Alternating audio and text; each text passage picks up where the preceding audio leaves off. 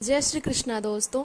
आज की इस वीडियो में हम लोग अध्ययन करेंगे श्रीमद् भगवद गीता के अध्याय 10 के श्लोक संख्या 39 और 40 का, जिसमें भगवान श्री कृष्ण अपनी विभूतियों का वर्णन करते हुए अर्जुन से कहते हैं, यत् चापि सर्वभूतानां बीजं तदहम अर्जुन न तदस्ति विना यत्स्यान् मया भूतं चराचरम।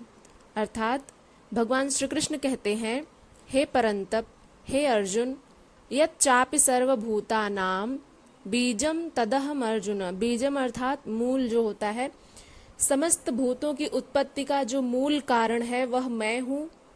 तद अहम अर्जुन, वह मैं हूँ। हे अर्जुन, सर्वभूतानां बीजम अहम अस्मि। सभी भूत प्राणियों का जो मूल उद्गम है, जहाँ से उनकी उत्पत्ति होती है, वो मूल बीज मैं ही हूँ। न तदस्ति विना यत्स्यान् मया भूतम चराचरम। न तत् अस्ति, नहीं है ऐसा कोई भी, विना यत्स्यान् मया भूतम चराचरम, कोई भी भूत प्राणी ऐसा नहीं है, कोई भी चराचर प्राणी ऐसा नहीं है जो मुझसे रहित हो। यत्स्यान् मया भूतम चराचरम तत् अस्ति विना न। कोई भी ऐसा चर और अचर, कोई भी भूत प्राणी नहीं है जो मुझसे रहित हो, यानी मैं सर्वत्र व्याप्त हूँ। और हे अर्जुन, मैं सब भूत प्राणियों की उत्पत्ति का कारण हूँ, क्योंकि चर और अचर ऐसा कोई भी प्राणी नहीं है जो मुझसे रहित हो, यानी मैं सभी जगह व्याप्त हूँ, सब में स्थित हूँ, सर्वत्र व्याप्त हूँ, सब मेरी ही उपस्थिति से है। तो वो चाहे हम हो, आप हो, इस जगत में कोई भी प्राणी हो, उन सब में भगवान का अंश है।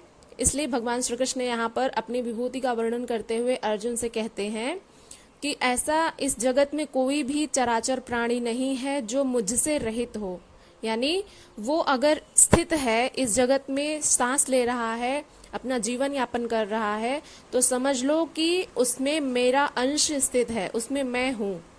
अगले श्लोक में भगवान श्री कृष्ण कहते हैं, हे परंतप, मेरी दिव्य विभूतियों का अंत नहीं है।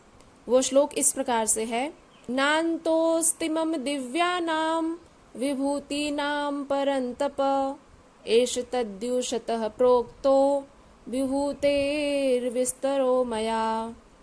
अर्थात भगवान श्री कृष्ण कहते हैं, हे परंतप, अर्जुन को संबोधित करते हुए कहते हैं कि हे परंतप, नान्तो अस्ति मम दिव्यानाम विभूति नाम। विभूति नाम अर्थात विभूतियों का, दिव्या नाम अर्थात दिव्य विभूतियों का, मम नान्तोस्ति, मेरी दिव्य विभूतियों का, न अंतः अस्ति, अंत नहीं है। एष तु देशतः प्रोक्तो विभूतेर विस्तरो मया।